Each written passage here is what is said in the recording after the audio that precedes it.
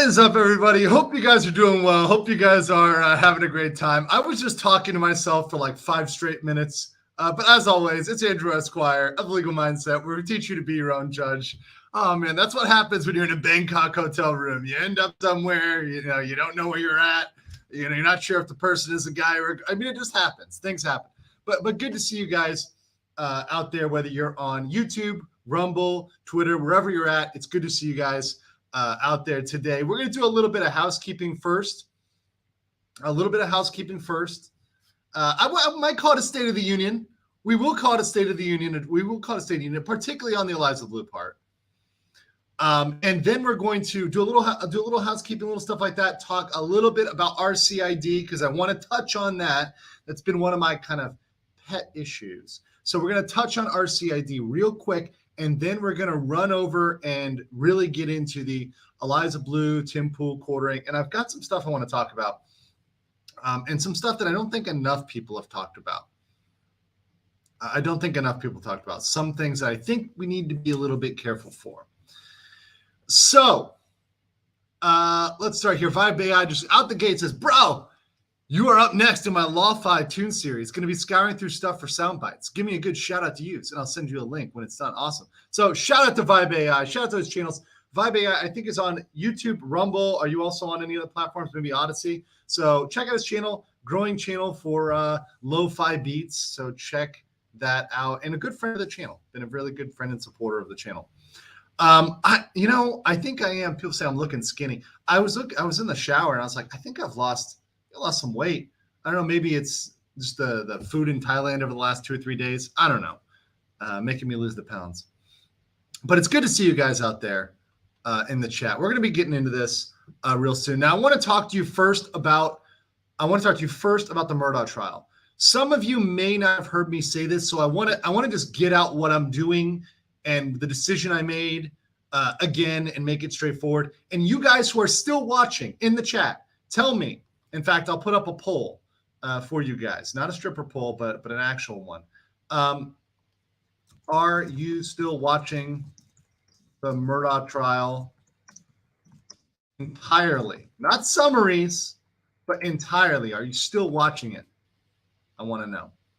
Also, IWD, welcome to BLM, the Base Legal Mindset. You have access to the emojis, the Discord, and all the degeneracy in the most based membership group on YouTube. Appreciate you, brother. One of my Floridian homeboys down there in Miami, the 305, which I probably will be getting back to in March or April. I'm not really sure. All right. So let's get into the Murdaugh trial. So the Murdaugh trial, I saw it coming last week. That it was just going to go down and down and down and down and down in terms of quality. And let me lower the camera a little bit here. There you go. That's fine. So when they started allowing everything in, when the judge said, hey, I'm just going to let stuff in, at that point, I was like, okay, this is gonna be bad. And the judge said, verbatim, I don't care if this is a 6-week trial. I'm like, oh, fuck, this is going to be bad. And I will do stuff. I will do boring stuff if it's just for a little bit of the trial, because every trial has some boring stuff. But there's only so much a man can do. And it got to a point where like the backstory cannot sustain you. And a lot of people have been telling me, hey, I play these streams while I work, and my work is more interesting than the stream. That's bad. That's real bad. And I get it. Some of you guys, you don't care what we're doing. You'll just hop on for the chat and hang out in the chat. And we appreciate that. I love that. I fucking love that. Those are the OGs. But I can't make my OGs suffer like that when we can be covering better topics. We can be covering better things. And if I am stuck on those trials throughout all night, I gotta wake up at 2 a.m., 1 a.m., get on these streams, go through all the night. I can't cover other shit. And I would rather cover other stuff and then maybe do summaries at the end of the week. So that's what I'm going to do for Murdaugh. I will do summaries, but frankly, I am not going to be doing the daily check-in. You've got other places to watch that. I know, if you've got Emily D. Baker, if she's your flavor, if you want her style, which is perfectly fine. From what I understand, I have not watched EDB. I have no problem with EDB, but I understand she's a little prosecution biased, a little biased towards the conviction of Murdaugh. And if you want the other side, it appears that Nick is streaming. Nick is very pro presumption of innocence, which, by the way, I support as well. And, he'll be continually streaming. And people are going to show up. Look, Nick can turn on his camera, and people are going to show up for Nick and hang out in that chat room. So I think there's plenty of options for guys. I don't feel bad about it. I think Vices is making the same decision to check out. He was kind of my streaming buddy, and we talked about it. So I think we're both checking out of the Murdaugh trial. The quaint southernness is not enough to get by. And I see, by the way, from the poll that 66% of you are not watching the entire trial. You're not watching it end to end, which is what I was really asking about here. ITB said, I've been a member of YouTube, cancel my subscription and manually renew. What the fuck? Guys, YouTube is up to some fuckery. Make sure you check your subscriptions, your notifications, everything else. And by the way, make sure you're still subscribed and notified to my good friend here who's going to become the ignorant person during the back half of this stream. That is my good Southern friend who has not murdered his wife and son. That is Valiant Renegade. That's my story, and I'm sticking to it. Are you familiar with the background of the Murdaugh case, Stu? Very little. I have not really been following. It's just a busy time of year, number one. I see a lot of y'all talking about it. I see you've been covering it, and I know Jeff's been covering it. Like you said, Nick and a lot of the other folks out there have been covering it. Do not know a whole lot about it. What little I do know seems crazy. It is. Yeah, the story you hear from the media, certainly the Nancy Graces of the world, they make it sound like this crazy, huge thing. Southern Gothic, Cape Fear, these other things kind of packed together. But when you actually watch the trial, it's anything but that. It is a clown show. It is a snooze fest. And to me, as a lawyer watching it, it is a legal travesty. You are not supposed to try somebody, and you understand financial crimes because I'm sure you are in the financial business. You know people, not your clients, right? But you know of people. You've heard stories of people that have gotten in big trouble for I commit financial crimes every day. No. You've heard of people, right? So, and you know that those people are convicted on those fairly easily because financial crimes are pretty straightforward to convict somebody of. Yeah, the SEC and folks like that, states attorneys generals don't show up unless they have you dead to rights, pretty much. It's like in most federal prosecutions, right? They're never going to open that book unless they know they have you. Right, so, exactly. So the financial crimes, they're like, okay, we're going to charge these people with them if we can get them. It's pretty much a slam dunk. Yeah. So he's charged. This guy is charged with a bunch of financial crimes. He's a lawyer. He's, apparently stole money from his firm, allegedly, and clients, business friends. He had a drug addiction, so apparently he was using that for, presumptively for drugs, but also some of it on his family and keeping his houses. So I have no doubt that he will be convicted of at least some of the financial crimes, if not all of them, just because the standard is so low. Even though he's due the presumption of innocence, just based on the evidence I've seen, I can say it's fair to guess that he'll be convicted of that. But the thing is, you're supposed to separate these trials when they really don't have anything to do with one another. And he's charged for murder of his wife and son. And the big thing lacking here is motive. And there really is no motive for him to do this. Now, the prosecution has tried to say, oh, the motive is the money, the motive is, something else here. But they haven't been able to show that any of those monetary deadlines or the death of the wife and the son would delay payment of any of those things. So that's one of the key issues. But what they ended up doing is these things were supposed to be tried separately. Financial crimes over here, murder over here. The prosecution has now brought all of the financial crime trial information into the murder trial. So they're now having a trial within a trial. Mind you, they still, after this trial is done, they still have to try all the financial crimes.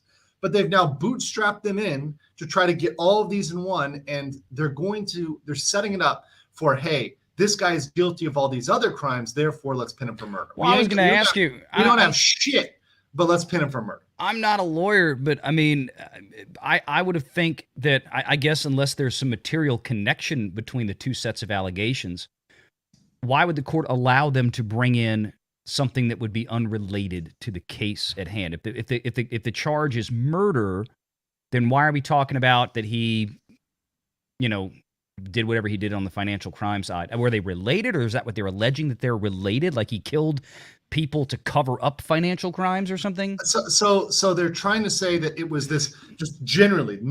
Correct me if I'm wrong here. But the prosecution's theory of the case is this vague, okay, because everything was happening, all these other things were happening. He had another court case related to financial issues and claims, and he's done all these other bad financial things. So because he's done these bad things, and because some of the court deadlines were around that date, you should find him guilty. Because all his house of cards was falling in general. So because he had a lot of issues in general, that means he's got a motive to kill his wife and his favorite son. I would have thought the judge would have, disallowed. And they should have, but yet the judge allowed it. Okay. And at first, so I'm not crazy then. I mean, I'm a layperson when it comes to this, but I mean, to me, that's what it sounded like. Why wouldn't the judge have just said, this has nothing to do with that? Like, I know I'm, again, not a lawyer, but I know you can't go to trial and start bringing up, here's all the other crimes this person was found guilty of before this. No. Merits of this case, right? So I don't, that's bizarre to me. Yeah. But yeah, so they bring it up, they try to bury him by the weight of evidence, and now they've got this trial within a trial. So I signed up to watch a murder trial. I signed up to say, okay, prove to me how he did it and why he did it and everything else. And they proved nothing. And one of the things they did, Britt Cormier is here. I checked out of the trial when they introduced the 8,878, 495, 345th weapon that was not used in a murder. So you're a gun guy, and imagine that you were on trial, and in your trial they're bringing out every weapon that you own, every single weapon you own, including ones that are completely unrelated to what happened, that they know for a fact were not used in the commission of the crime. They know for a fact. They're just bringing it up to show, okay, this guy has a lot of guns. So therefore, and this murder was using a gun. It was a 300 blackout. Are you familiar with that round? I'm sorry. Say that apart again. It was a 300 blackout round. 300. I've heard this more than. Sounds like ever. Is that a brand name? I'm not off the top of my head. It's a colloquialism for 7.62 by 35. By 35 okay. Well, a 7.62 is I mean, that's a rifle round. Yes. Yeah. Yes. Okay. So this is So essentially, it's for the AR. You're using it for apparently the prime use or the sale was for hog hunting. It was something that was trending. We've heard the word 300 blackout so much, it's almost a drinking game. We hear 300 blackout, we're ready to drink. I haven't used. I mean, I still have a 7.62 rifle. I haven't used it in ages. I still have a case of 7.62 steel casing. It was cheap stuff. It's meant to go out there and go to the range and just target shoot. You could blow through, a couple hundred rounds in a day, just having fun target shooting, and it didn't cost you much. But I'm kind of looking it up now. I'm like, oh, okay, blackout rounds. I'm like, I haven't fiddled with those. So yeah. So and it was. I don't know everything about everything out there. Right. Yeah. So. And neither do I, which is why I usually shut the fuck up and let the most experienced person in the room talk. Right. Because it's like, okay, I do own in the United States. I own firearms. I have them. I go shooting very regularly. But do I consider myself somebody who knows everything about everything? No, I do not. I consider myself competent, but not the subject matter expert. And I rely on subject matter experts, right? People who know a lot fucking more than me. But yeah, I rely on the gun bros. That's right. I see people saying great for self-defense. It's like I would never throw I'd like pull a rifle for in the house. I think about that. I carry. Well, that's an argument, right? That's an argument. I know guys who actually will argue the opposite. They'll say, "Oh no, I prefer the rifle for self-defense. It's the perfect rifle." In a house, I guess. A court case about that. Yeah, actually, no. Inside your own home, I know there's an argument. I think there's a valid argument for that. But as far as for me, and when I think of self-defense, I've had a CHP for 21 years, 22 years now almost. And obviously you can't conceal carry a rifle, folks. An AR, So, yeah, right, yeah, so exactly. That's what I'm saying. So like, I have Yeah. a concealed carry as well, Yeah. and I obviously am not concealed carrying a fucking AR. Yeah. So like, that's not happening. Yeah, I mean, right? I got some And wicked self-defense rounds in a P365 that usually walks around with me. And I like hunting, so I have a shotgun, right? Because that's typically what I go. I usually go bird hunting, right? Like dove or duck or whatever else. So I mean, that's more, to me, that gets more utility for my particular uses than this weapon.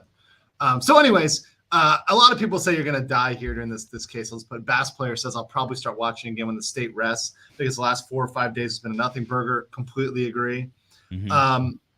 Squid says, here's a better theory of the case. In the midst of all the financial crimes, Murdaugh stole from the wrong group, who then sent out a hitman for his son. The wife was just collateral damage. Makes more sense than what the state say.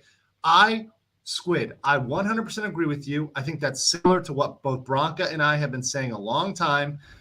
This was a murder, Valiant, where there was, the kill was within pretty much essentially probably a 10-minute window, but there were 2 separate weapons used.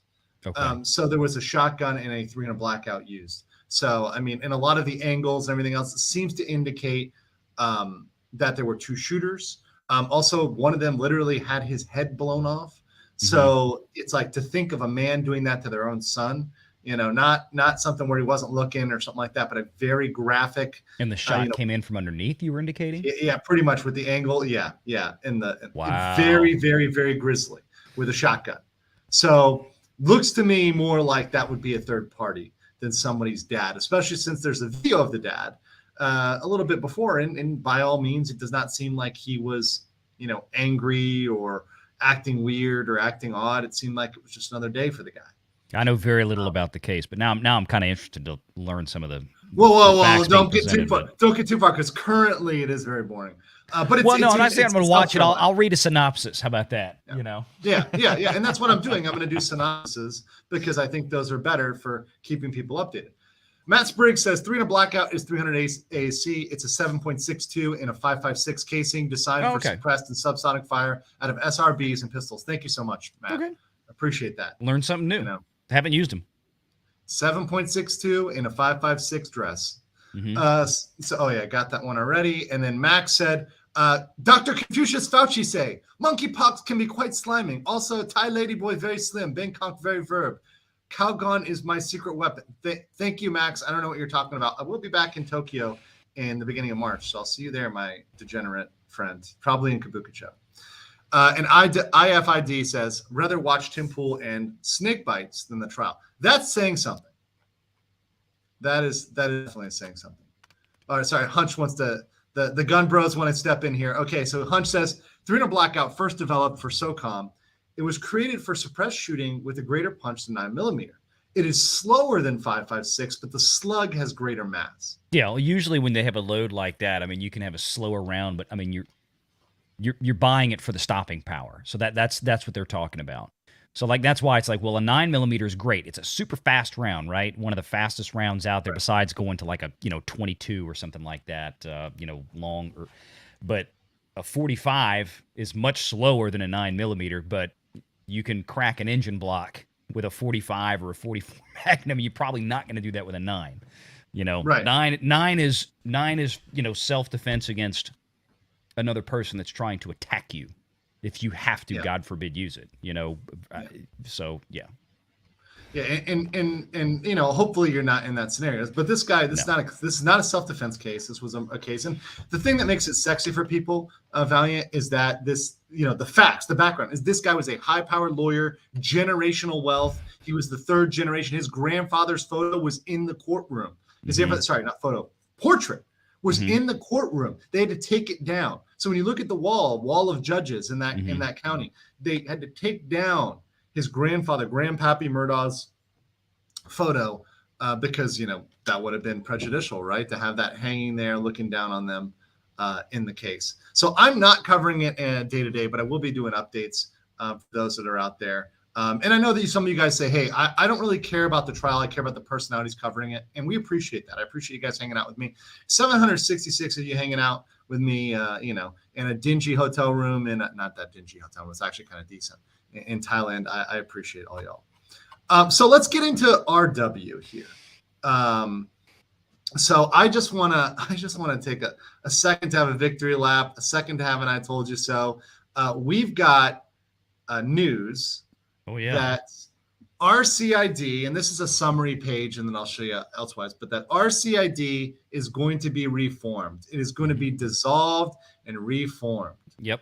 This was a statement that was put out about it, that they're dissolving the corporate kingdom and beginning a new era of accountability and transparency. The legislation permanently eliminates Disney's self-governing status, imposes a state-controlled term-limited board with members appointed by the governor on Disney and its property.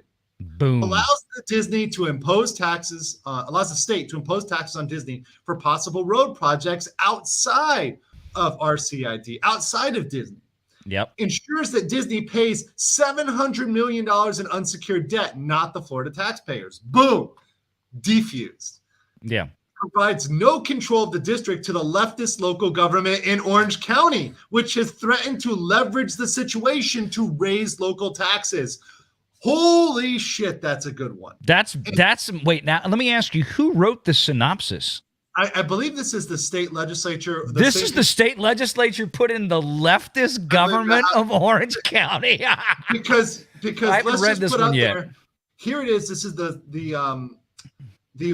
bill was by State Representative Hawkins, and this is HB 9B. This is the Reformation bill. This is the one that recreates it. This is the one I knew was coming the entire time. I called it from the beginning. I've done enough of these to know how this shit goes. Like, this was kind of my fucking job for 6 years. It was kind of my area of specialty. I am kind of the guy who knows more about this than anybody else. So when I said everybody else is full of shit on this, they don't know what the fuck they're talking about, this is what I meant. What I meant is, this is what the state does. You can destroy an entity, but those bonds do have to pass, and they're going to pass those to another entity. It's just not going to be cronies. It's not going to be controlled by people who aren't even residents of the state of Florida. Disney's not going to be able to appoint their own board anymore.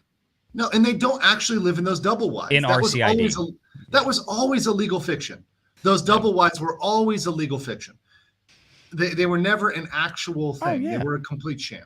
And by the way, they'll be gone after this, right? They'll obviously, you'll see an aerial, someone will fly a drone over and those double wides will magically be gone so they can, build shit there or put something there or whatever else, because they know they no longer can maintain the facade.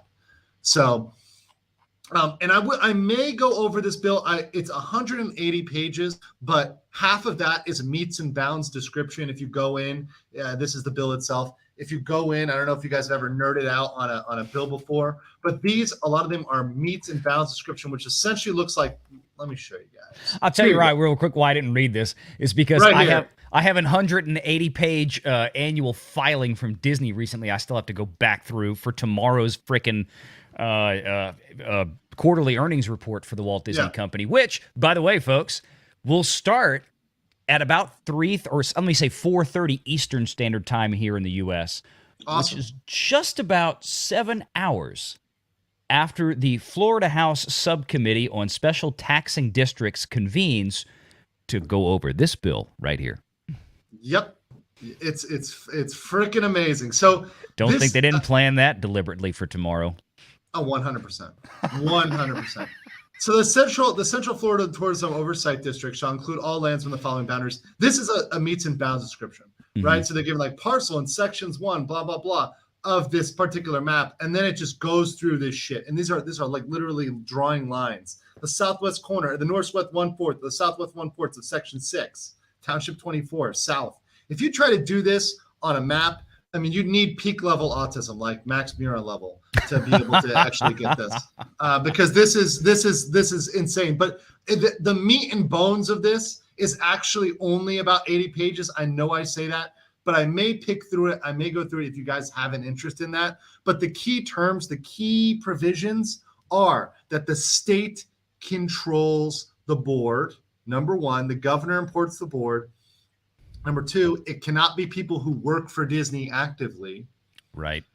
And they are now subject to a lot of the rules that they were immune from. Also, no airport and nuclear plant, right? Which we knew was going to go no matter what. I mean, they're not going to get a nuclear plant. Fuck their airport, right?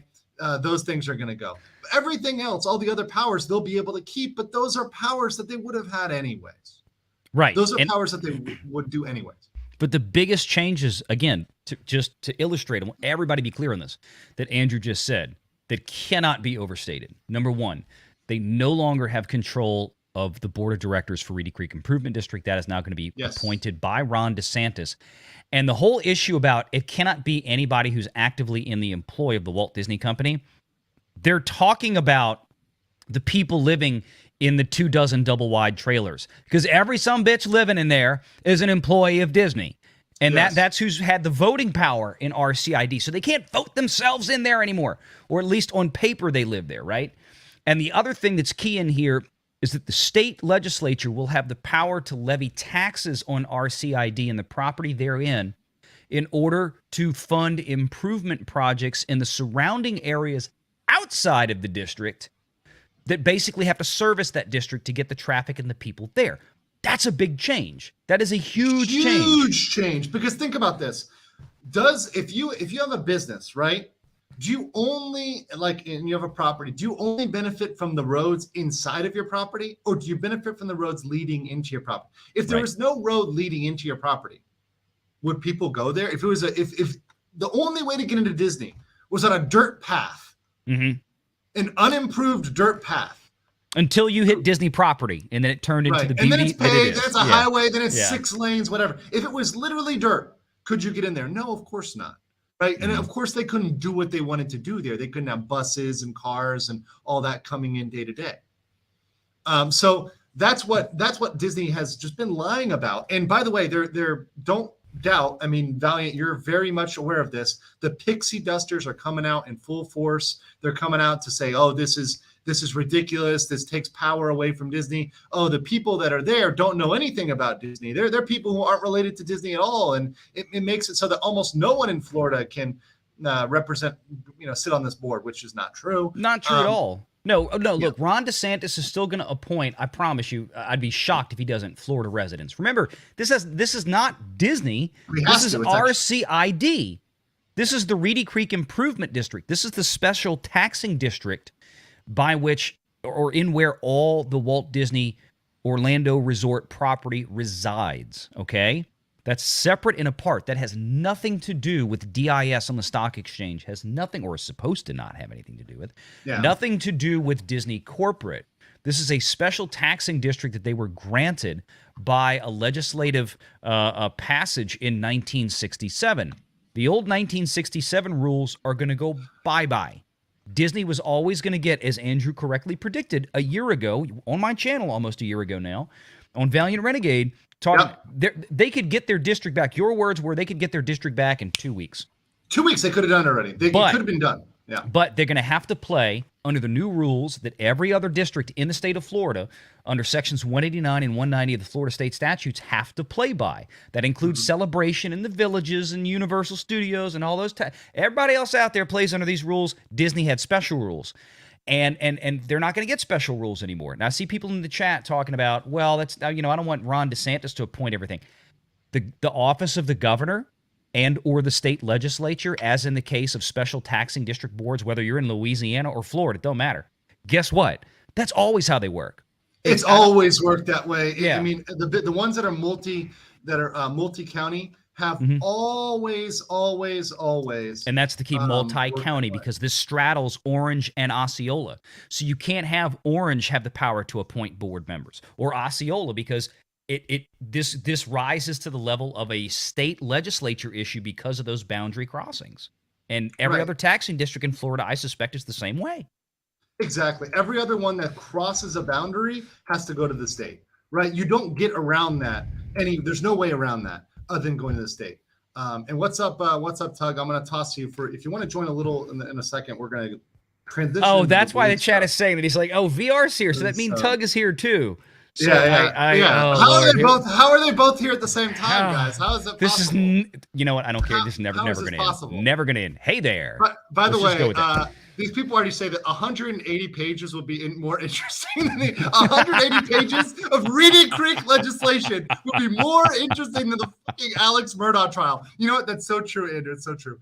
by the way, Hunch said 300 Blackout was created by Kevin Brittingham while he ran 6 Hour Silencer Department. Now runs Q Firearms, where he created the Honey Badger, which is super popular on COD. Also did all the firearms sounds for Saving Private Ryan. Awesome. That's pretty fucking cool. I like that. I like that a lot. And here's people sending me pictures of 300 Blackout versus 223. So, a little bit of different. A little bit of difference there. Never used it. Appreciate that, guys. Interesting. Yeah. I mean, I learned something. It's something I never shot before, but you learn something. You learn something every day.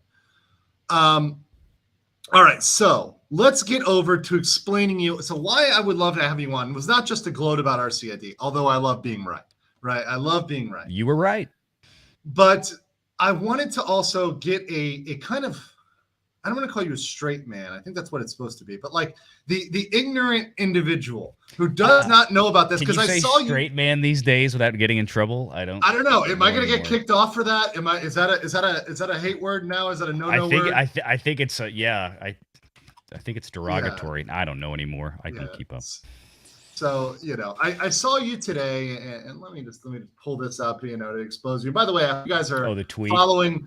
I hope you guys are following my good friend Valiant here. I got so tired. Hey, everybody go share Andrew's show. I did.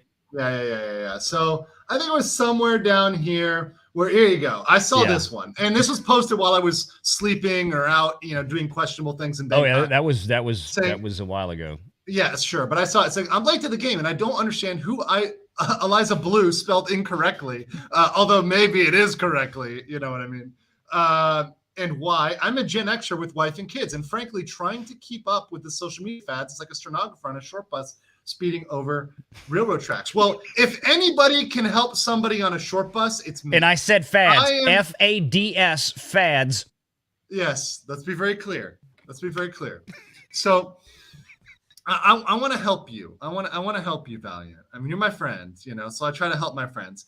I will also say a lot of this chat are also Gen Xers, so we got some boomers out there. We got Gen Xers, we got millennials. We got a lot of people represented. Love my Gen Xers and boomers, man. And by the way, I actually get along very well with Gen Xers. I think like Gen X is like they're a generation that can get it because they understand technology and they grew up with more and more technology in their lives. So they don't have that boomer aspect, but they face a lot of the same problems. Just happen to be a little bit older, and they happen to have seen some shit that we never saw. Like you saw the 80s and 90s in a way that we never did. And I kind of wish I did, because I feel like 2023 versus the 80s feels to me like it was completely different. Like, that made me feel so old, you son of a bitch. But it's true. It's fucking true. It's so true, though. It's so true. Oh man, no, I love it. It's great. I was born in I said it right now. I'm 1986, right? So like I was born in the 80s, but I don't fucking remember when I was 3 years old or 4 years old. I don't remember that shit. I remember the 80s. Yeah. I remember the 90s, right? And I remember shit that was going on in the 90s, and I do know and do see how things were different. But when I think of when I watch action movies, I love the 80s action movies. I love that. I was watching early 90s, 80s action movies, fucking great.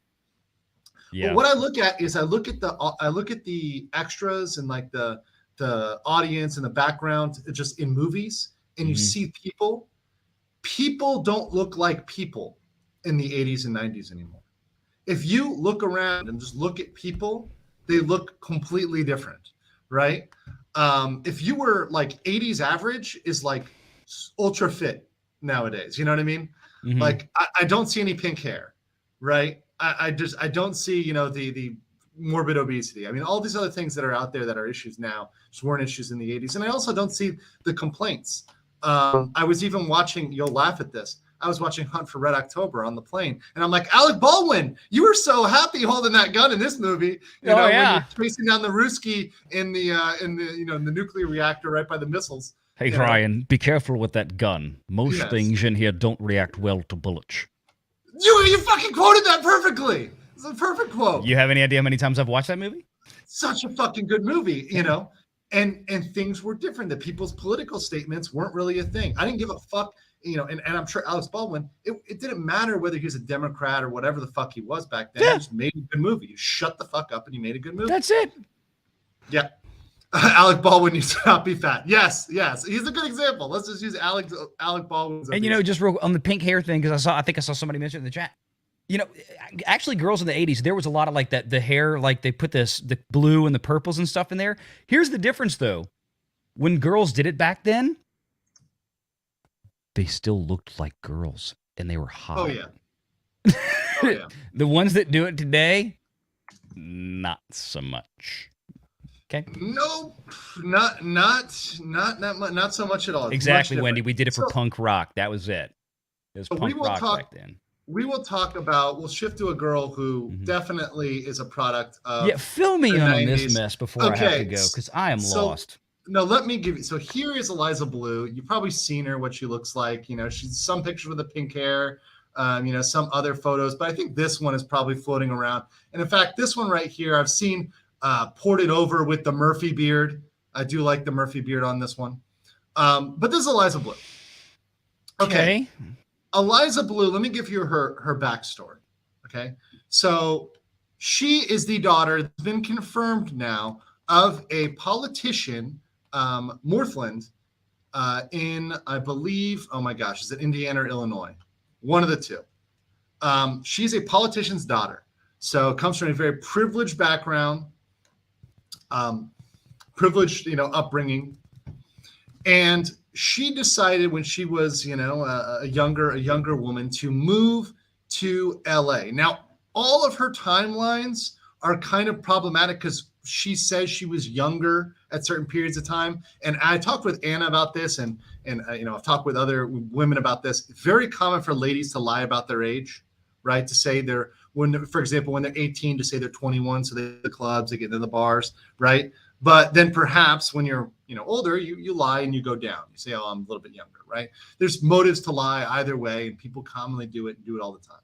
Yeah. But at some point, she moves out to get some clout in California, and she gets in with My Chemical Romance.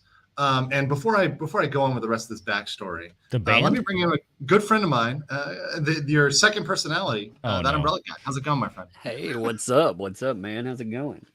Good to see you. Thanks. It's happy to have the gang back together. All your personalities in one. I know, man.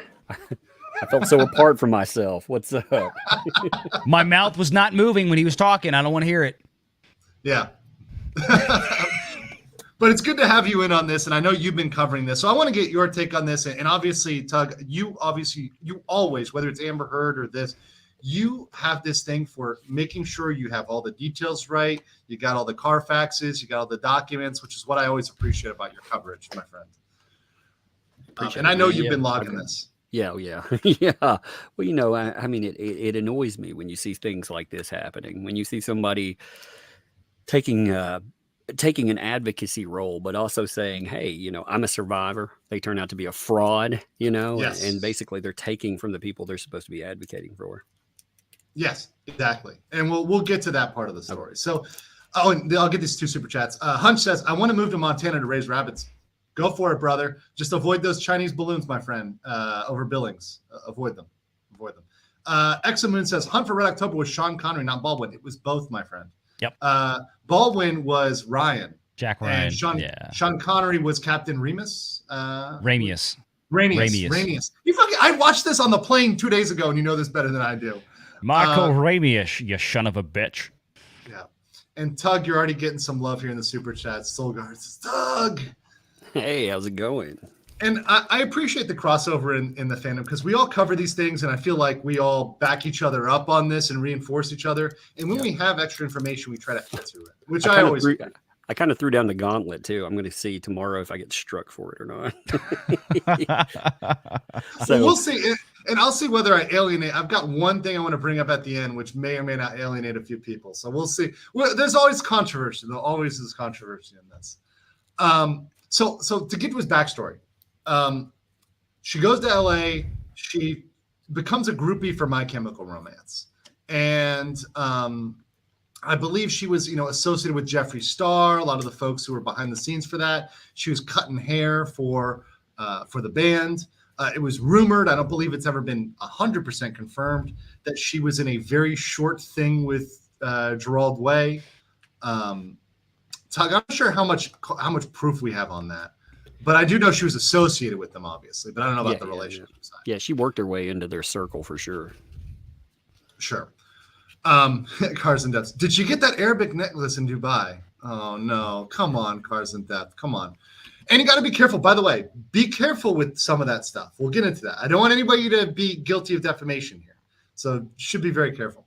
Can I just say, just to somebody, like I said, coming in, and this is why Andrew brought me here, because I really know almost nothing about. You know nothing about this. You know apart from the fact that I have seen this name emblazoned all over social media for a week. I didn't have the patience to like, oh my God, it's just another, what the hell? And all I know is like the first thing somebody said, oh, look, she did this and now she's flagging everybody. And I got sent a video that I guess has now been deleted by her of her just, I mean, it was like a porno or something. Yes. I'm like, and she's supposedly, saying that she was, I don't want to say the word because I don't want to get you in trouble. She's allegedly claiming perhaps some false stolen valor, false victim status or something going on. And that's about where I've left it. So when you said, come on, we'll tell you all about who Eliza Bleu is, and we'll figure it out. So yeah, so I'm getting we're going through the story here. She's in LA, she's following, My Chemical Romance, has a short thing allegedly with Gerald Way. Obviously that doesn't pan out, right? She's not the waifu that she always dreamed to be. By the way, groupies, that's always how it's going to end. You're always going to be a fan. You're never going to be a peer. Just FYI. That fantasy is a fantasy. I mean, they will sleep with you. That's very possible. But, it is what it is. So she fails with that. She fails to chase the cloud with My Chemical Romance. So she jumps over to modeling and becoming a self-described, by her own words, video vixen. And she, had a profile. This is her Model Mayhem profile. Chicago-based, willing to travel. For bookings, contact. And so she'll put up this. I think this is the correct profile for her. So she does mine, and she ends up in several music videos. She ends up in music videos, independent small music videos, and music videos for, I believe, WorldStar. One of them ended up owned by WorldStar.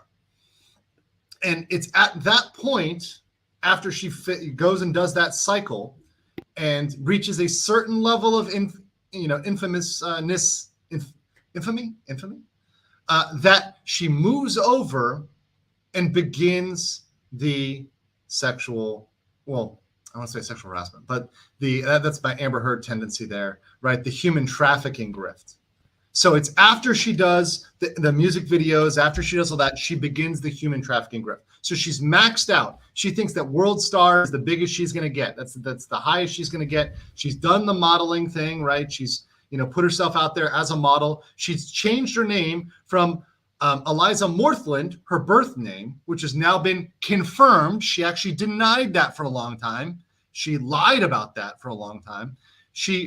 Because her father, by the way, was a MAGA aligned politician in Illinois. So you can see why she might want to, in leftist Hollywood, want to put a little distance on that. So she failed with My Chemical Romance, failed as a video vixen, and then she starts the human trafficking grift. And this is when the claims of human trafficking begin. And she begins to go out and make declarations on various platforms that she has been the victim of human trafficking. And many people platform her, particularly on the right. So you have people that have put her on. Tim Pool put her on twice. You have other folks that I know that put on. My good friend Viva Fry over there put her on. Okay. There's other folks that have interviewed her. My friend Hotep Jesus, Brian Sharp. A lot of people interviewed her. And they just took her story and were just listening to her story, taking it at face value. Well, fast forward, she runs this grift for a while. And while she's doing that, by the way, she starts up, allegedly, a charity called Humanity House. It turns out that this charity never existed, was never a 501c3 corporation, but yet she was soliciting donations for this charity. And at the same time, soliciting personal donations so she can go on vacations, so she can, have free time, make money, because she's a victim of human trafficking, right? Now, she never, hold on. She never names her abuser. She still, to this day, has not named her abuser other than saying, oh, it was a photographer. So do you got it so far? Tug, am I leaving out any details so far before we get to the Venti thing? Well, there's also, so Tim Cast's, or Tim Pool's writer added some more. So she added a little more detail. She won't name a person, but she said a photographer handed her off to a musician who handed her off to some dude in the hills. So yeah, she's put 3, she's added her trafficking ring. This is supposed to be her first trafficking ring. We're going to get some more. Yeah. I mean, and by the way, you're referencing this article, correct? The Shane Cashman article, Eliza Bleu and the Professional Charmer Machine. Yeah, okay. Yeah. I had this queued up. This is part of the more recent drama. But yes, so she's adding individuals to this list that she's retroactively claiming were trafficking back in the day. I just want to be, before you move on real quick. So we've already established that apparently she is, or has been, allegedly fraudulently collecting donations for a 501c3 that didn't exist. Yes, and I covered that, and I said, if anybody can prove that they donated to her, because you know this, because you're a financial guy, right? That's charity fraud. That is a crime, right? And depending on how she did it, it could be mail fraud, email fraud, this fraud, that fraud, everything fraud. I mean, there's stacks of counts that could go into that. Civil and criminal complaints you can bring for that, right? And could be federal, depending on where she did it and how she did it. So, okay, this is fun. Correct. Right. You've got wire fraud thrown in as well, potentially. Yeah, wire fraud for sure. and I was the first one to mention this. I haven't seen anybody else really bring up the charity fraud as much. I think maybe some people have mentioned it on Twitter a little bit, but these are crimes. These are actual crimes that she could have committed. We need to, obviously, people need to come forward and say, I gave her money, right? Right. And I want. But she was soliciting though. She was soliciting on a fraudulent basis, is what you're saying though. Yes, even the solicitation itself, I think, is a crime in a lot of places. It can be, yes. Yeah. Okay. So that happens. And she gets interviewed by everybody. The right supports her. And Elon Musk hears about her and hears about her talking about human trafficking and trying to get underage, people who are trafficked underage, off of Twitter and making that an issue. She had connections to Kanye, apparently. And, they wanted to make, get trafficking off of Twitter, and they wanted to make that their personal war. So she's become this person that skyrocketed up. And Elon said, you have a direct line to me on this issue, that you can come to me directly on this issue. So there's that Elon connection.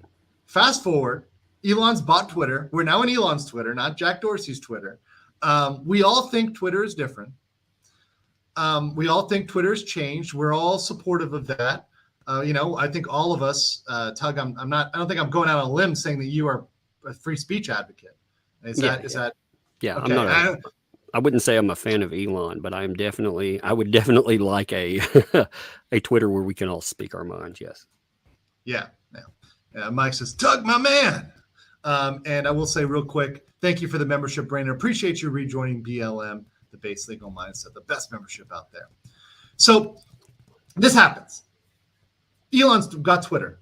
And all of a sudden, one of these old pictures is posted from the original music video. One of those music videos she did, many music videos she did, but she was in these music videos as a backup dancer girl, twerking, shaking her ass. The same thing that many girls do, by the way, with zero shame in music videos every single day in America, right? There's a new rap music video coming out with a girl in a bikini twerking in the background.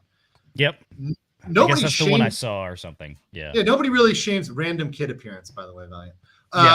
It's like a horror movie. They come home. So horror movie, it's right across. So go study. They so she ends up. So Brittany Venti posts an old screenshot, not the video, a screenshot from a video she was in. This is reported to Twitter. by Eliza Bleu as the equivalent of revenge porn, the equivalent of non-consensual photographs, right? That this is supporting human trafficking, this is supporting sex trafficking, because at that point, her allegation, Blue's allegation, is during the time of those music videos, she was being trafficked. And because of that, she didn't consent to it, and it's a non-consensual photo. What? Yeah, it's a screenshot from a video that's up on YouTube for 6 years, by the way. It's a 6 years. Yeah, it's been 6 years. Okay. 6 years. Do you know what this reminds me of? Let's see how many Gen Xers and Boomers are really out there, like you said. I am so reminded of, and Tug, I think we're kind of in that similar age range, maybe. Basic Instinct, 1992, Sharon Stone. The scene.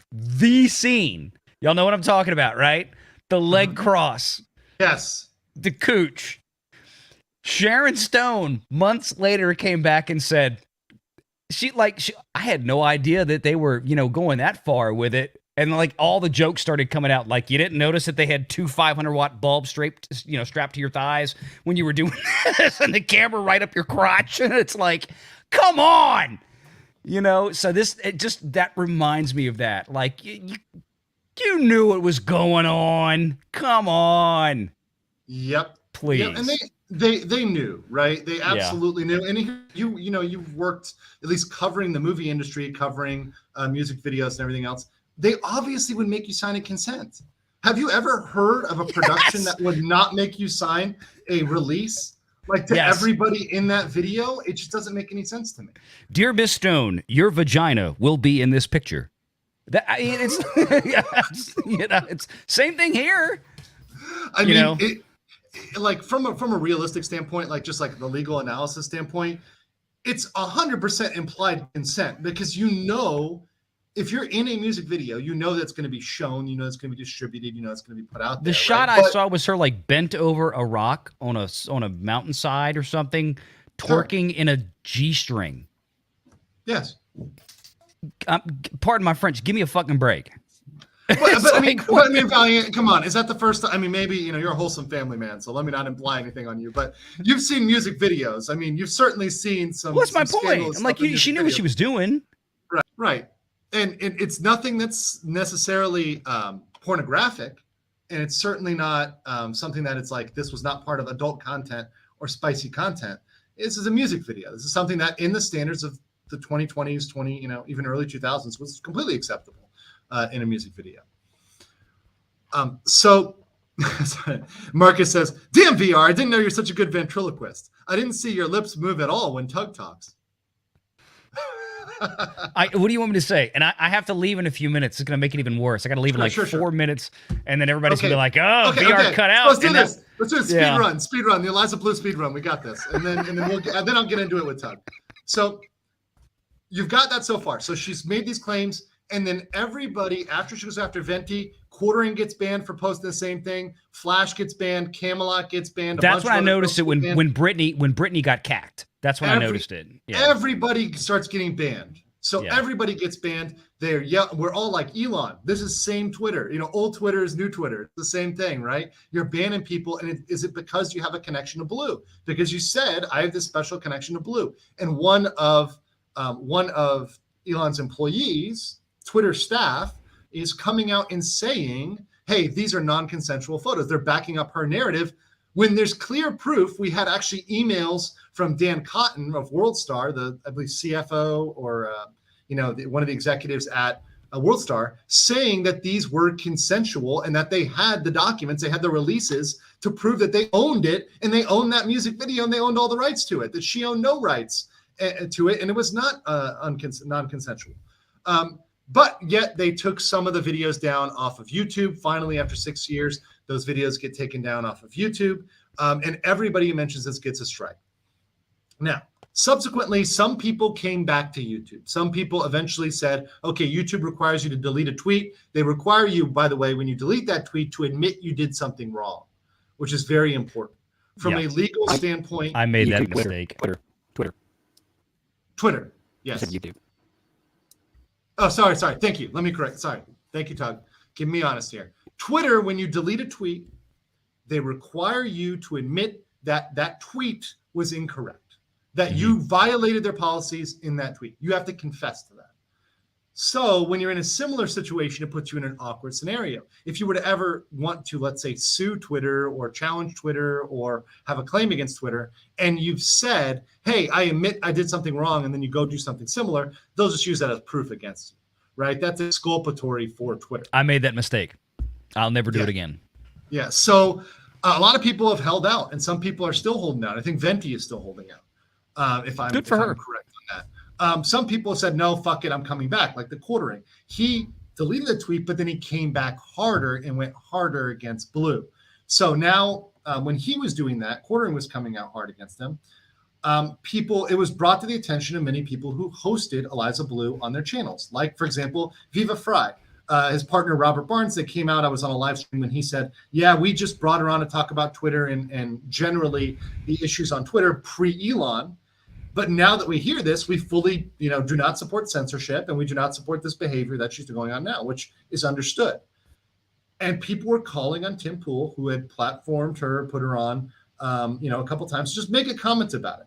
And there's been some whole big blow up with him in quartering lately too. I saw. So this is my speed run. I'm trying to make sure you get everything here before you have to. Gotcha. So they were calling on him to do that. There was some back and forth about whether the quartering was to be invited on the show, but was uninvited. And there was kind of a little bit of a mix up there. There was some scuttlebutt about an individual on the staff of Tim Pool's production, Cassandra Fairbanks, having beef with Brittany Venti. That's apparently a thing. But beyond that, now, very recently, Tim Pool has come down and doubled down in apparent support of Eliza Bleu with an article posted by Shane Cashman as well. This article posted by Shane Cashman, as well as several statements coming out and saying that a lot of the people that are pushing the Blue narrative are bots, fakes, whatever else. Tug, I know it's an op, bro. It's an op, bro. That's what he said. It's an op, bro. It's not. Where have I heard this story before? Recently, bots. Yes. Yeah, exactly. Amber's somebody. Well, there's another one too. I don't know if you remember this one. Oh, that's brutal. That's a good one too with Frosk as well. They're all bots. Yeah, it's something we often hear, and it's honestly a very weak cope for when you're wrong about something. You just say, oh, all the opposition is bots. Yeah. Right? Now, here's something controversial I'm going to say. I do believe that there are some people that are riding this gravy train that we should be a little bit careful of. And Tug, I think you've been part of a lot of different things, right? Like Amber Heard and everything else. And I would say this. I think this is a fair statement. Not everybody who got on the Amber Heard train is to be 100% trusted. Is that fair? Yeah, very much. Yeah. So I mean, go ahead. I don't think you have to trust anybody, to be honest. You just listen to what is being said. In that, it's not even really about the people talking about it. Most people who would say that, they probably aren't the people you're talking about. Right. Completely agree with that. You just have to watch the people and like who it is, right? Is this somebody that's showing up? Is this somebody you know? Tug, I think your audio may be a little bit choppy, by the way, brother. Oh, I was wondering if that was just me or not. Okay. No, I think, yeah. So Tug, you're chopping a little bit. I don't know if there's anything on your end. I agree that you do have to look at the people individually and say, look, who is this person? And if a person comes out of nowhere and you've never seen them before, I'm a little bit cautious of that. I am, especially if it's something that's suddenly trending and they're coming out of nowhere. I get that. And so I can say it's valid to say that maybe some of the people are grifters with malintent, are scammers or whatever. Some of the people can be, for sure. And I've actually identified a couple, which I'm going to talk about on my locals, a few that I have identified that are people that seem to be bad faith actors. I'm going to talk about that on my locals. But that can be true. There could be a couple bad faith actors, but the message is still true. that censorship is not a thing we should be supporting. Elon censoring us now is the same as Dorsey censoring. It's the exact same thing. The principle is exactly the same. And on top of that, her story is false. It appears to be, we have zero proof to believe that any of her story is true. In fact, the balance of the evidence, I would say under a legal standard, the preponderance of the evidence leads me to believe, if I'm a judge and jury in this, the preponderance of the evidence leads me to believe that she is lying about her human trafficking claims. I can say that with fair confidence based on just the volume of evidence I've seen that's proven time after time after time she's lying, including even about her identity of saying she's not related to this person. So, Stu, I know you got to go, but let me just say, do you kind of understand now?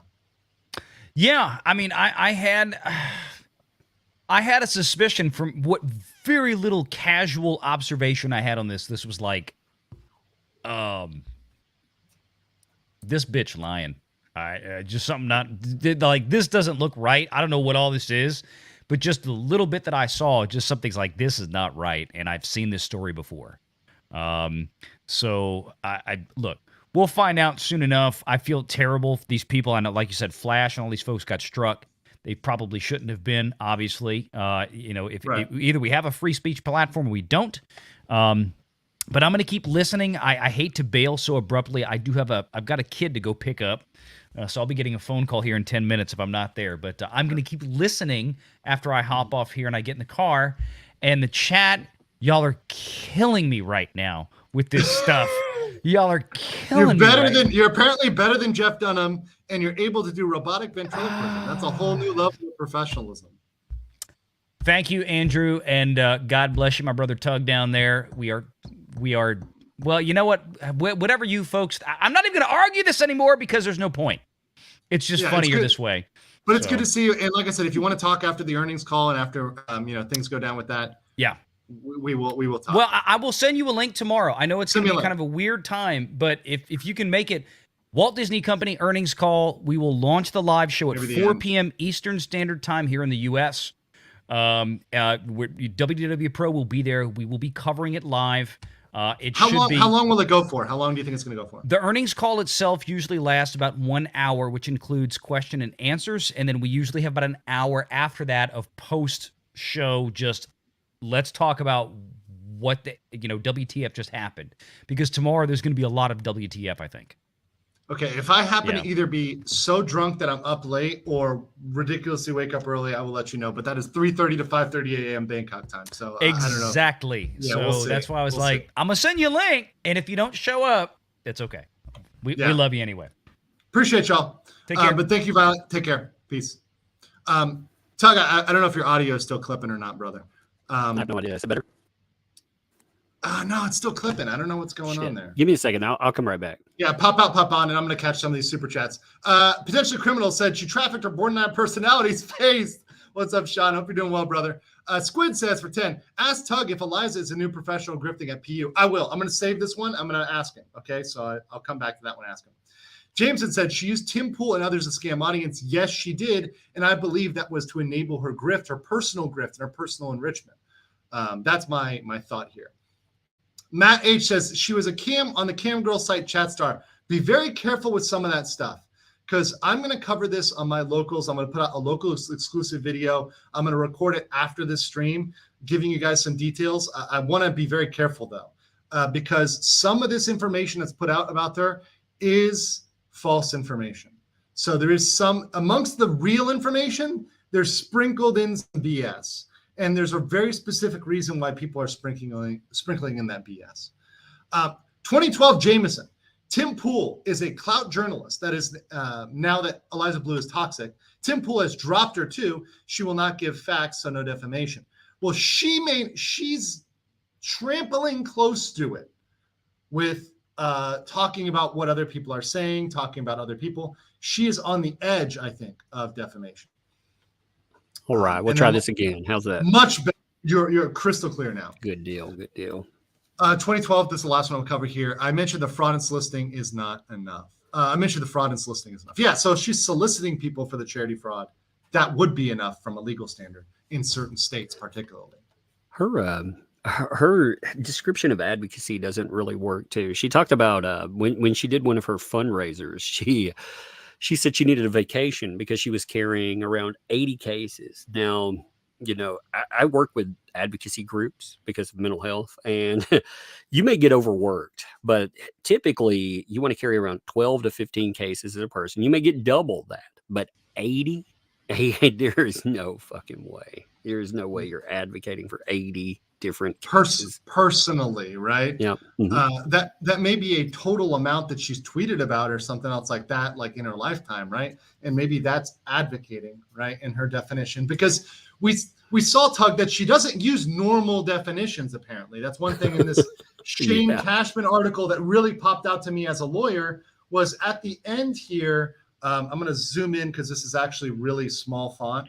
So you guys will probably blow your eyes out trying to look at this. But she's talking about human trafficking. And a lot of people say, and this was actually a question to Shane's credit he asked her, which says the definition of trafficking that she gives is like the same as catfishing. Any mistaken representation is catfishing. If somebody says, I any relationship where somebody promises the other something and they don't give it to them. And by the way, ladies, that goes for you guys too. It's not just men doing it. Ladies do this too, right? Both ways. It goes both ways. You promise each other things in a relationship and they're not that way, right? I promise you, baby, I'll never fight with you. And then you see where that goes. But she says she doesn't use. So in the beginning of the Michael Malice interview, I give an actual definition of what human trafficking is. I go over the whole thing by the UN's definition, not just the United States. So first of all, I'm questionable of whether she even cites the UN correctly. But last time I checked, when you accuse somebody of a crime in the US, we do not care whether you accuse them of a crime and it meets another country's definition or an international organization's definition or an NGO's definition of something, PETA's definition of it. What matters is you're accusing them of a crime in the United States that has very specific elements. And to me, that's not going to get her out. Mistake of the law is not a defense for defamation. Saying, I didn't know the exact law. I didn't know the exact elements. I mean, it's actually clear here that she does know the U.S. elements, knows it doesn't meet the U.S. elements, is intentionally trying to obfuscate and paint a separate picture by saying, I'm using this vague definition, which pretty much is, she says engaging in commercial sex is, anyone under 18 is a trafficking victim.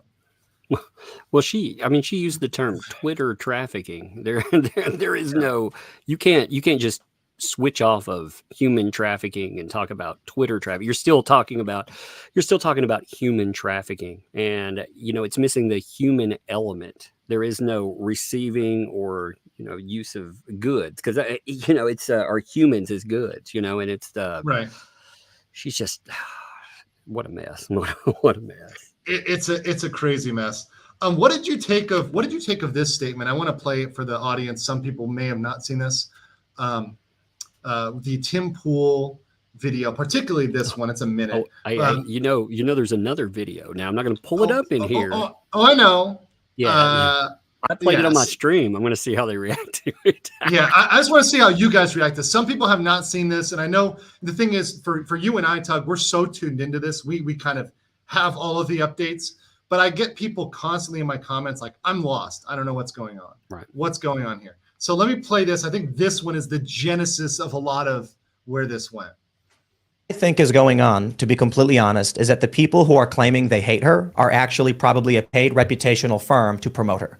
By the way, her is Eliza Bleu. So the context here, her is Eliza Bleu. Let me play that one more time so you guys hear that. So her being Eliza Bleu. I think is going on, to be completely honest, is that the people who are claiming they hate her are actually probably a paid reputational firm to promote her.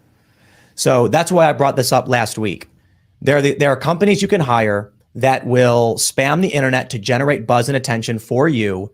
There's no such thing as bad press. So when I see people like flooding our comments and saying things that aren't true, like I'm canceling my membership, I can see who's canceling the memberships. Like I can literally, I own the website. And this past week, we have gained slightly more members than we normally gain. And it's probably because the guests we had on last week or whatever, and whatever, Jack Posobiec, maybe he's a great personality. And so we gain several hundred per week, and we gain a little bit more than that on average, with people coming in claiming that they're canceling their memberships. Maybe they are, but we're gaining more than they're being canceled. I think that many of these people, I think two things are happening. One, a lot of it's inorganic promotion of Eliza Bleu. A ton of content flooding the internet, bringing up a personality no one's ever heard of, makes her instantly famous to even the likes of, 9-time Grammy nominee John Rich, who's not heard of her. Mm-hmm. That's the point. They want us to talk about her because they're being paid to generate controversy. They either want to, that's why it doesn't matter if we say anything good or bad. Yeah. If we say, look, we're doing the story, Shane Cashman's, nope, it's bad. Mm-hmm. We say, okay, we're not going to talk. Oh, nope, now it's bad. I think it's a PR campaign. In order, I think people are being paid to promote her. Yeah. Okay, so that was the video. So Tug, I think I've heard this before. I think I've heard this narrative before. He did a while ago. He did a member stream too, though. He did one behind a. He hit it. That one is really I don't know if you've heard that one yet. Oh, the one behind the paywall I may not have heard. There's this one. I don't know if it's this one that you're mentioning. Let me pull it up. There's this one right here. I'll show this one. This was a little bit shorter, 18 seconds. I think it's beneath him. But he said, look, man, I really, really want to dig in and do the story. It's 80,000 words is massive. And I'm like, look, man, you do your thing. I'm not going to tell you what you can or can't write. I trust you. At Timcast, we don't tell people they have to say something. They can't say things. Someone wants to post offensive memes on. Okay, so apparently he had oversight over the Shane Cashman article, which was just posted. 80,000 words, and that's a novel. That's a novel. 70 to 120. That's a sci-fi novel. So and to be clear, this is This is definitely a pro-blue article. This pillars her as a victim of the social media mob. A victim of big tech, and paints her as somebody who has been human trafficked. It does not bring up the statements of her friends that rebuke her accounts, does not bring up the fact that she's lied about her identity. That by the way, it was actually shocking to me, Tug, that in this article by Shane Cashman, they admit that she is Eliza Morthland because she's gone out on record multiple times saying she is not that person. Yep. Mm-hmm. So to me, very, very shocking. So the paywall one, you don't have to play it. Obviously, people can check out your stream, get that content on your channel. I'll put up a video tomorrow on it too. Like if you could summarize it, if you could maybe give a little bit of a teaser, maybe, if you will. Well, what was funny about it, first of all, there's been high drama between the quartering and the quartering got hit. We were talking about this. So sure. The first person that got banned for bringing this up was Brittany Venti. Now, Brittany Venti, of course, her stance, she was asking about her past, not to try to shame her or anything, but because, she has that zero tolerance stance on pornography. So she's like, how does this fit in with advocacy?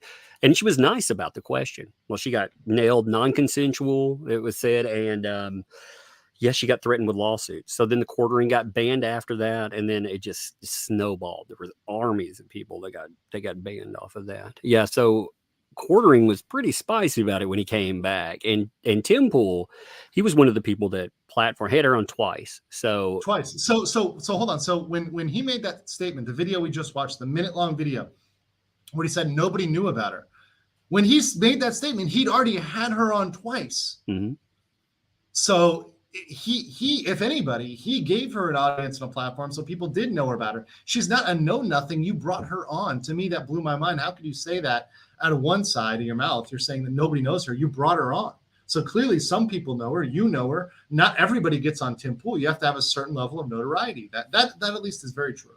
And he doubled down on the op thing. And it's interesting. I'm like, are you saying that? Because I do think that there was an op to build her up when Tim Pool had her on and stuff. I do think that was definitely an op. There's no way. But this other side of it, no, this is grassroots blowback from people being pissed off, and it blew up because of the bannings. That's what blew it up because.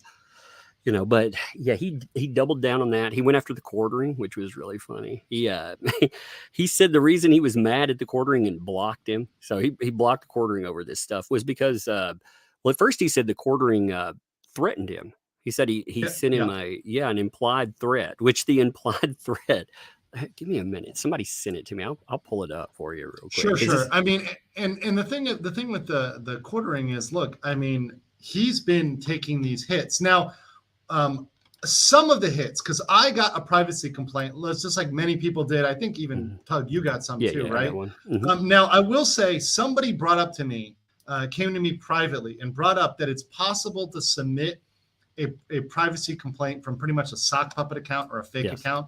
So it is possible that somebody created a fake account and submitted a bunch of privacy complaints to stir this up and to stir the pot. It's possible. I think there was a group that was definitely involved with doing this. I think there was and there may have been others on top, because some of the hits, okay, if you were going to just get a sock puppet and go through, like, some of these were like 1 or 2 minutes in, that's okay. But 52 minutes into a stream here, or that's a lot of work. That's a lot of work for a sock puppet account to be doing for all that. So, but my privacy complaint went nowhere. There were outliers. Like, most of you had a specific thing that was flagged, either showing yellow flashes, a tweet on a video, showing yellow flashes tweet. Yeah. But for me, it went nowhere. So I think there might have been a sock puppet account, somebody doing that, but I think there was someone else too.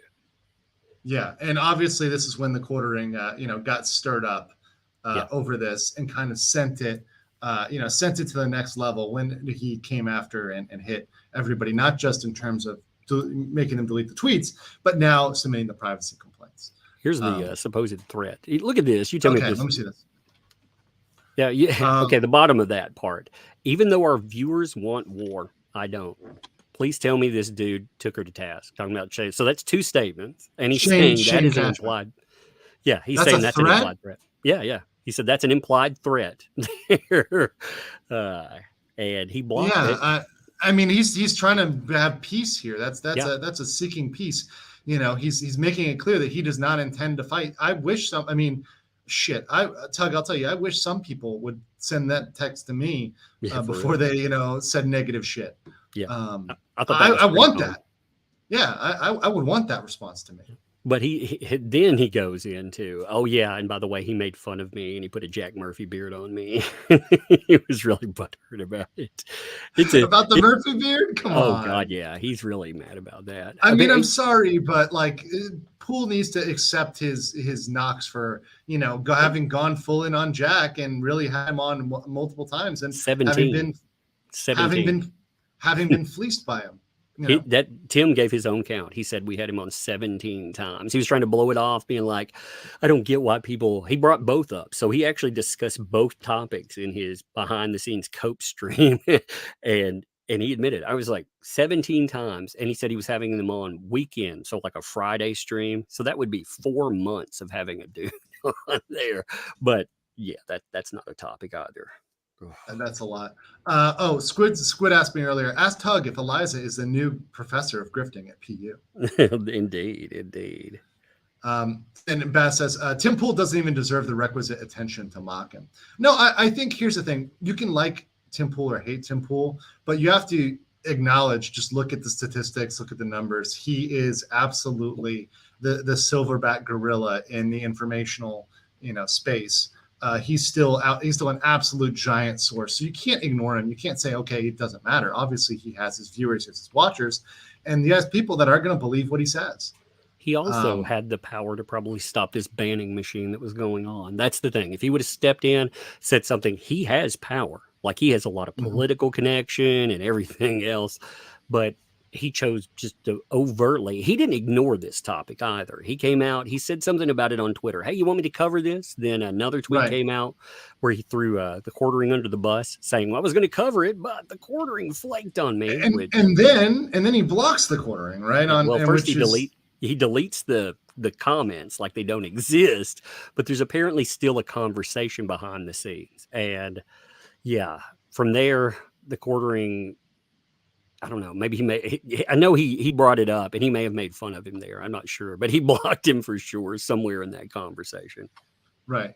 Eventually they get there. They end up. Well, the quartering, I think he was, he was justified in being pissed off about it because Temple booked him a month before, so it had nothing to do with this stuff, and yet he blamed the lack of coverage on the quartering not being there. So it made him sound like, well, I was going to cover this, but the quartering flaked when we were going to cover this, and it's like, no, that's not fair at all. Yeah, and the thing is that like that's a false portrayal of the story. Yep. And a false portrayal of what went on. I think that it does put him in a weird position. I do think it does put him in a Murphy 2.0 position, and that's awkward for him. And I get that, right? And I also get he's had friends that have also, put her on and talked to her, and it puts some of them in a position because they haven't made a statement either.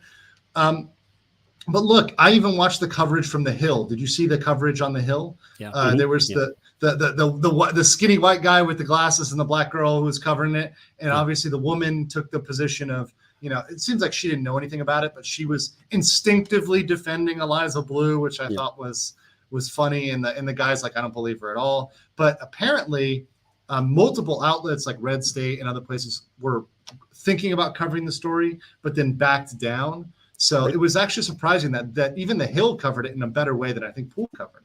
Yeah, well, Red State even put out an article and then they pulled it. So yes, they put it out for a day. They confirmed that it got pulled. The writer did, but said there was no other information. I've been trying to get somebody to talk about why. Yeah, why would they do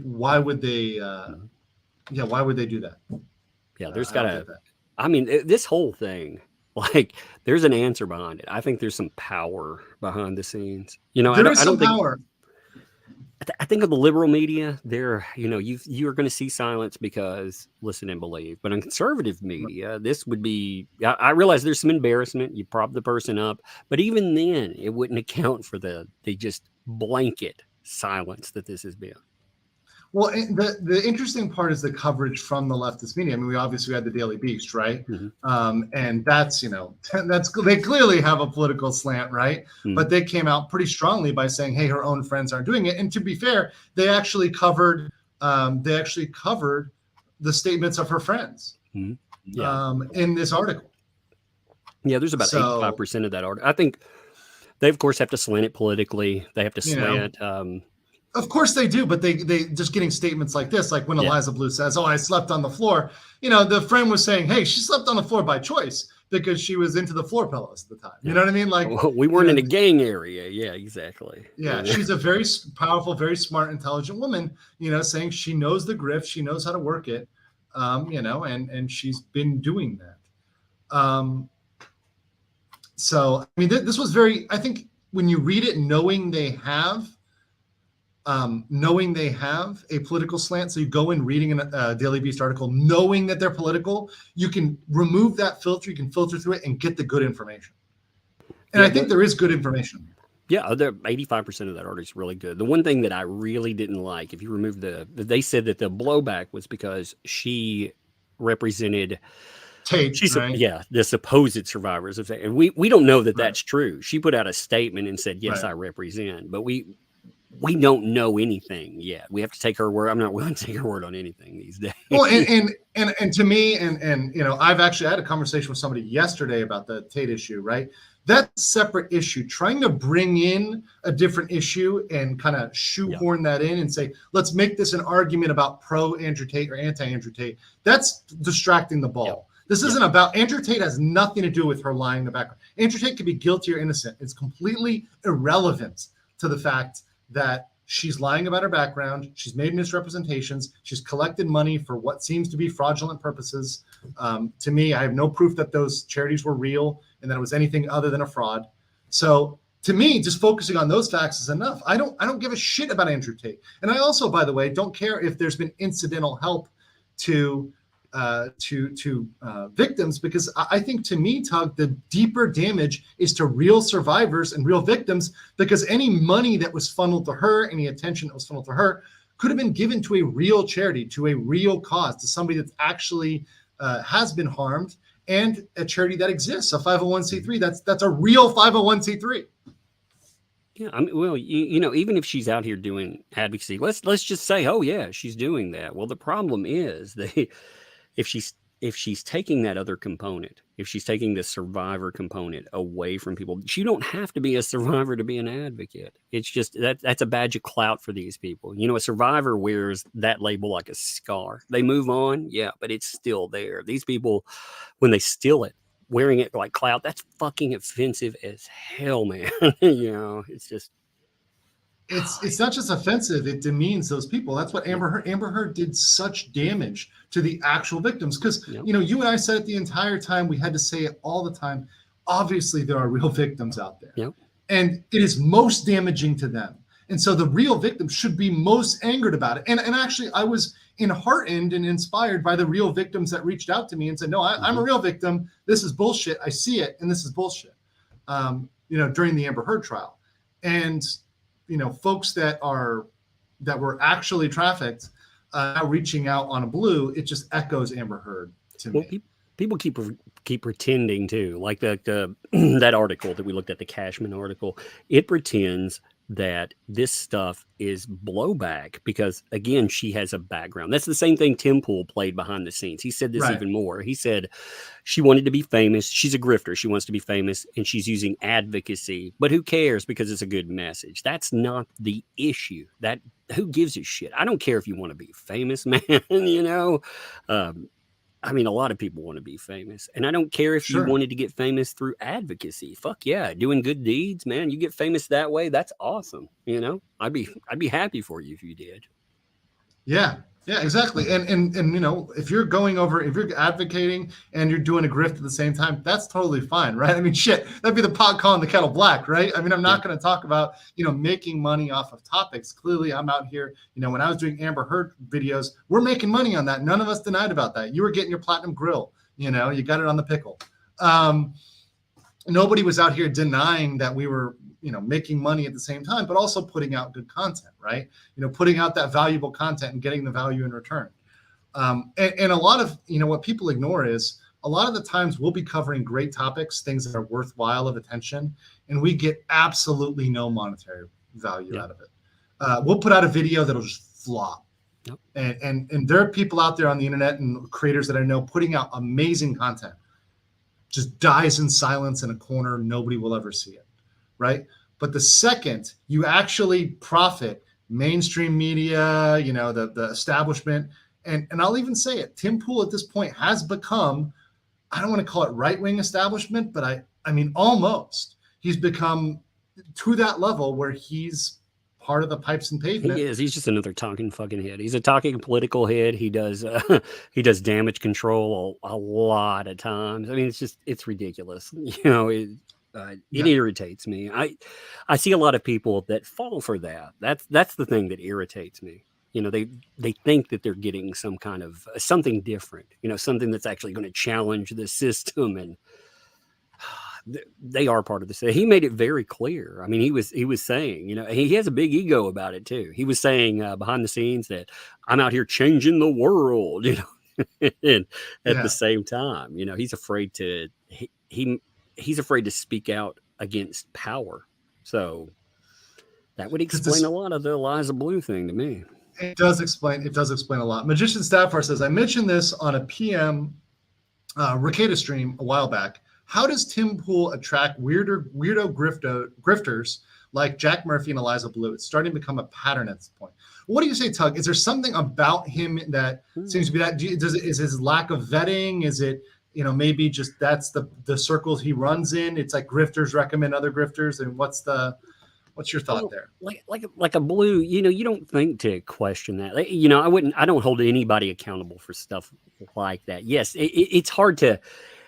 It's sometimes you don't think to vet certain things. You don't go back in the background, nor if you would have found the Eliza Bleu background, if you'd have brought that up without the bannings and stuff, people wouldn't have gone that deep on it. They'd have been like, yeah, you know, she has some rap videos out there. She's done some, you know, she's done some sultry, maybe questionable things, but who gives a shit? I don't give a shit. Yeah, I don't give a shit. I don't give a shit who's doing. You see any of us covering, you know, twerking videos saying for shame? I mean, okay, you know, whatever Venti's on aside, right? You know, but you know, people can have their opinions on pornography and whatever, but nobody's trying to get these people deplatformed. Nobody's trying to get them kicked off.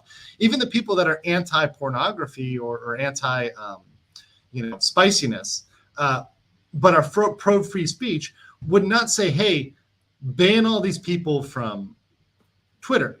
Maybe it will say, hey, let's change the way the algorithm pushes content. Okay, we can have a conversation about that, right? But in this case, Eliza Bleu, flipping it around, is saying, hey, we want to ban you from the platform. We want to remove you from Twitter. We want to remove this content from Twitter. Anything you're embarrassed of or anything I'm embarrassed of is going to get you removed. A couple here. Leprechaun Gold, thank you for the 50. Appreciate you. Appreciate you very much for that. Ted Skavornik II says, IMDb lists Jack 40 times on Timcast. Oh, wow.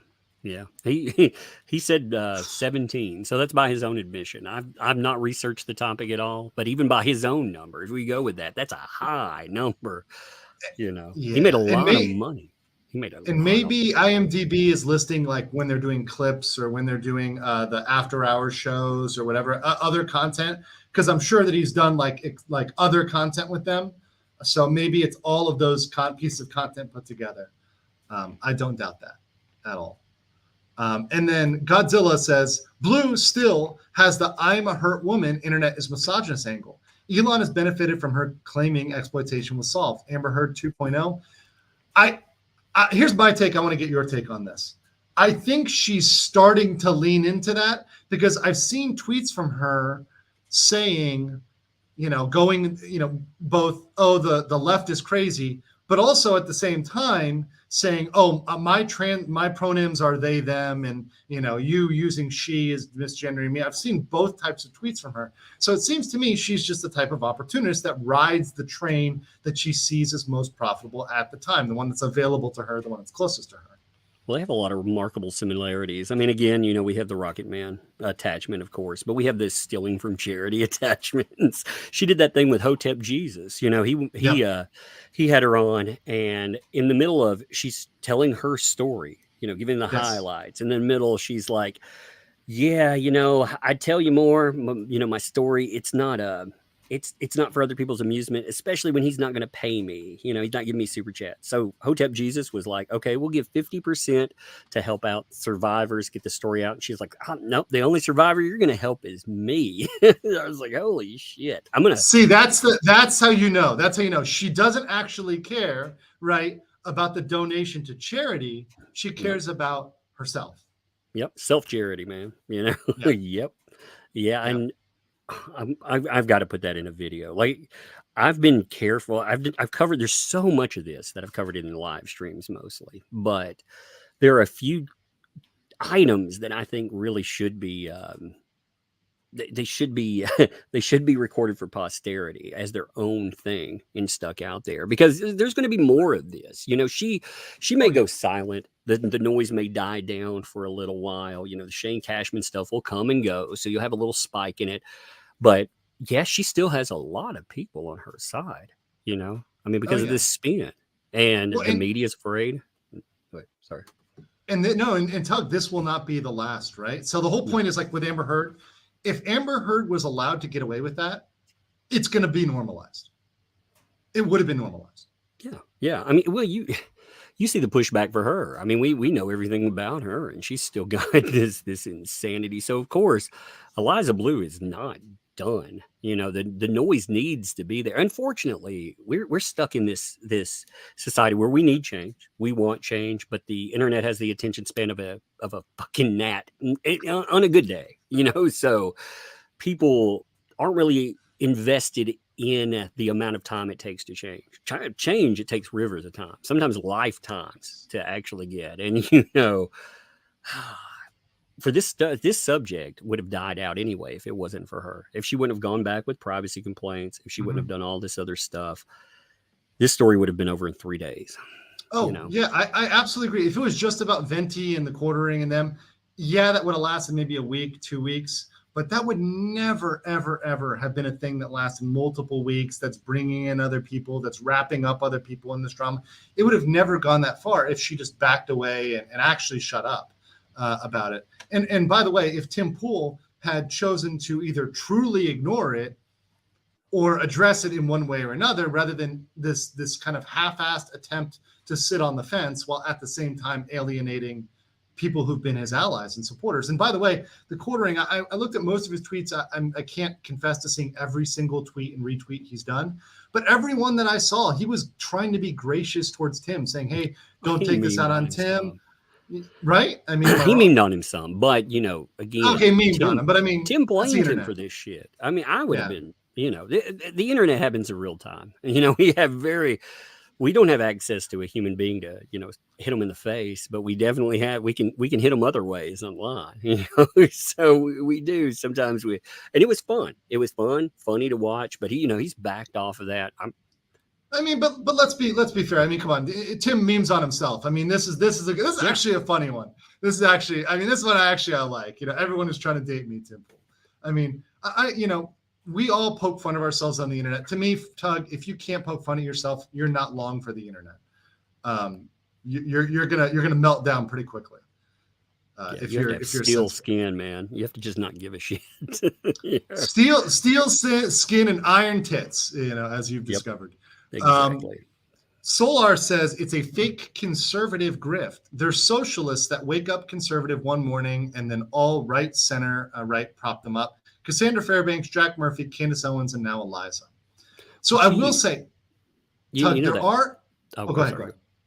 No, I was going to say that, that live stream she went on with the 13, 14, 15-year-old, that clip. Okay, well, with that, I think that was a year ago. With that, she was talking about how she was an anarchist, so she wasn't a self-described conservative there. There are tweets where she's discussing being an anarchist, just straight up. So, how did the two work together? They don't. I mean, she is whatever she needs to be. Right. She is the chameleon of the moment. And at this point, by the way, she can even separate herself. And I wouldn't be surprised. A lot of these folks are doing this right now. You see where they get into the right, and they have their right phase. And then they say, oh, well, the right is all this, the right is all that. There's some content creators I see doing that already. So it's sort of a transitional phase. So Eliza Bleu can use those folks for the grift, pump them for as much money as possible, donations. Their audience gives, simps for her and sends as much money as they can. And then she moves on, right? Then she can defect and go over to the left and say, oh, no, they betrayed me. It was this evil people on the right that were the ones that created the problems, and just move markets. I see a shift in her future. I don't see her sticking around. I don't believe that she's some true conservative or true believer. That's something that she really has never been for anything in her career. But I will say one last thing that I want to say was I have seen a couple folks that seem to be connected, and some folks that were promoting Eliza information that seem to have some interesting connections on the left and with the Democratic establishment. There are some folks out there. I'll name one of them, and just one of them. I think that if you look into Defango, who was definitely out there promoting some of the stuff early on, that guy's connections individually, I can say, seem to be questionable. I'm going to do a little bit of a deeper dive on that. But it seems like there could be some folks in there that had some connections that might be questionable. Defango has a lot of good information on this subject, though. I mean, he had a direct connection to her for sure, and that's why you had such a good deep dive. Like regardless of intent, he was still right. That's the right. way I look at it. Yeah. If she becomes a punching bag, oh, go ahead. No, and that's exactly what I want to say. Yeah, go ahead. There's a lag. Okay. Yeah. Anyways, I'll go. The point of the matter is that, sorry, I think it's a Thailand to Tennessee connection, right? Probably. But yeah. Anyways, the point is that you can have good information, but still be a person that's questionable, right? So even people that may have a lot of questionable things about them, they can give good information. There can be people that you may not like, right? Like, for example, let's say you hate Andrew Tate. Let's say you fucking hate Andrew Tate. Well, at some point he's put out tips on how to be a good kickboxer, and as a person who's been, achieved something in that, he probably has some good tips on kickboxing and achieving, success in the kickboxing world. So you can take that and say, okay, this advice is good, this information is good, but the person may, you may or may not like them, right?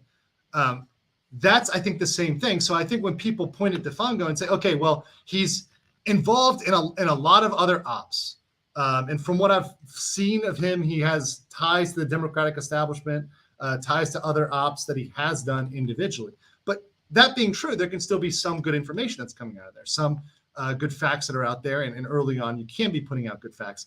But I think we should be a little bit cautious with taking everything as 100% true. And we should make sure that we're not accidentally saying something that is false or that is constructive, right? You do your own research for in any subject. You do your own research. You never take anybody at face value. I like Defamation so far. I haven't known him. I don't know his background or anything, but I found everything he said that I've looked at has made sense. And if conservatives have lifted somebody up and they become punching bags for it, that's not the people taking the swing's fault. I mean, just to be honest, there's a lesson in that. The lesson is fucking be a little more careful. Make sure that you're doing things right. Yes, that's the point. And that's the point I want to get at, which comes back to check your sources. Be careful. You know, if you're going to make these statements, particularly very specific statements, you need to know. When Eliza says someone's trafficking her, you need to be damn well sure you're saying that. You're accusing someone of a crime, you're committing defamation. You need to be very, very sure. Well, if it's not true, you're committing defamation. You need to be very damn sure when you say things, definitively. And when I don't know, I like to tell my audience, I say, hey, look, I don't know. I haven't done all the research. I'm not, I've only done initial research or I've just skimmed something. I make that pretty fucking clear. But beyond that, I just try to be honest. That's my. Well, I mean, the timelines are definitely, with her story, the problem was that she established timelines. We saw that. Yeah. And she played it's the same lesson that you got from Amber Heard. If you play the vague game, you're more likely to get away with this stuff. The problem with her is that she recorded her entire life. That whole My Chemical Romance time, she kept live journals and everything else. So you can't say I was trafficked in that time while you're running around with bands and doing this or that. So she's trying to save face. And 80,000 words, man. We got 60,000 more left to go. I think in the Shane Cashman stuff. Because we have part 2, and I predict part 2. I mean, tell me if you think I'm wrong. I predict part 2 is going to be a puff piece for her and say, hey, all these other people are wrong. They're mischaracterizing her. And, this is it. This is an op. I assume that's where part 2 is going. Yeah, that's what I figure. I figure we're not going to get any questioning. We're not going to get any names. She made that very clear. There's going to be no names, anyone to go after. She's played this game of, I'm afraid of the people that are out there. They may still come after me. Shit, you're big enough now. You got enough political clout and connection. Nobody's going to come after you. It's just, I think it's fraud, man. I think she's like you were saying, your defamation, man. You name somebody, they will burn you to the ground if you're lying. Yes. I mean, and you go down the wrong road. And what I'm afraid of for some of these creators is they're getting close to it, right? And I want to say, like with the Quartering and Tim Pool, they're both getting close to it. They're dancing this dance of, are we getting close to defamation? Are we getting close to making statements? Now, not even just about Eliza Bleu, but about each other, right? Because now that when you start getting heated and getting into these back and forths, you're getting into the dangerous territory of making statements about the other person that are incorrect and may harm their business and reputation. And even making a broad statement that you're an op and that everybody who's covering this is an op. I'm not saying that's defamation yet. I don't think that general statement rises there, but it's getting fucking close. Yeah. I mean, you start naming names of people and you're getting there. So I think it's getting dangerous. I think go ahead. I love seeing these low tier brain trusts. They come out and they think they have some big brain idea. It's all just an op man or an op bro is what he says. And his other thing. I thought, my God, man, you if you really believe that, he knows a lot about this. He knows this story. He knows what's there. He doesn't once cover the strikes that happened, the banning. He never speaks about that at all through any of the live or behind the scenes stuff. He gives it one specific narrative. He leaves out all of what happened on Twitter. And I mean, just screw him. He's a phone. I don't care to say that. He's a fake. I don't. I don't care if he gets mad about that. I thought he was a free speech advocate, So no, but you find that a lot of people that are free speech advocates are not real free speech advocates. It's only when it's on their time, when it's when it's convenient for them, when it's their message, when they're the ones being censored. But I've actually, with this, a lot of people, even people in the chat, which come out and say, no, we think this should go. And I've had people that back up Blue that I'm friends with that have, I've even people I've streamed with that have said, no, I kind of see her point. And it's very disheartening to hear that. Yeah, see, I don't understand. Like, the Twitter reaction didn't make sense to me. Okay, they had we had the World Star Hip Hop video. They scrubbed the links in the pictures to it. Okay, well, they started banning people for jokes. They started pulling down they pulled down old interview links. I knew people that got hit for that. Mystified in the chat, she got hit for sharing just a random link out there that had nothing at all to do with it. And some of these have been perma bans that have taken people down too. Yeah, and the perma bans are not justified. Not justified at all. I don't think. Tony 12 Jameson says Andrew Tate's so-called victims might be the same level victim as her. Without knowing what Eliza did in LA, we have no way to know she is not projecting. That's been something that's floating out there. See, I'm careful with that because that's something that you don't want to, when Eliza is committing almost defamation, you don't want to defame her in return, right? So you do not want to say, oh, Eliza is worse than Andrew Tate because she's actually doing it, right? You do not want to say that, and that's not me saying that, by the way. Because you don't want to be out there making accusations of other people. People have pointed to, though, her mentor. And her mentor apparently had this defamation lawsuit against her. And it was by her own parents for $50,000. And then all of a sudden she had a charity to fix her roof for around $50,000. So I don't know if you heard about that one, but it seems like she's associated with people. She's in the circle of people who are that sort of grifter. And I would call that goes towards scamming, right? If you're collecting money for one purpose, that is fraud by deception, right? That is a crime in most jurisdictions. So to me, birds of a feather in that case. But that's my take on that. When I see people who are those sort of scammers, taking money through charity, whether it's the Give, Send, Go or GoFundMe or whatever else.